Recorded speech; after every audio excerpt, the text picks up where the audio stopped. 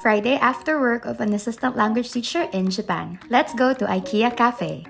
Hi guys! Jenny here, your Pinay assistant language teacher in Japan. Friday nga ngayon at kakatapos lang ng work natin. Walang pasok sa Monday so it's a long weekend kaya I decided to go to IKEA to do some stuff sa cafe nila. Last week na kasi ng work namin next week at pa-summer vacation na and I'm going to travel to some places after this. So I'm going to plan it today dito sa cafe.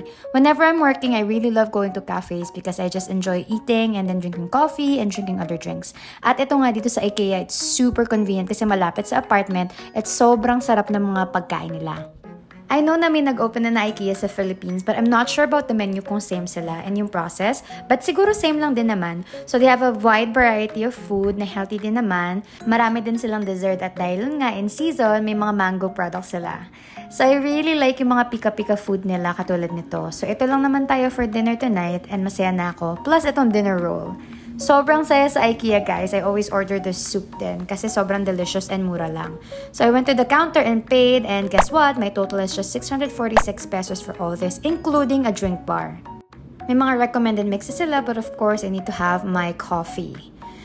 I'm going to enjoy my food na here guys before I start working. Kayo ba? Nakatry na kayo na IKEA dito sa Japan or sa Philippines? Maganda ba? Comment below. So yun lang naman guys. Thank you for coming with me. See you guys in Japan!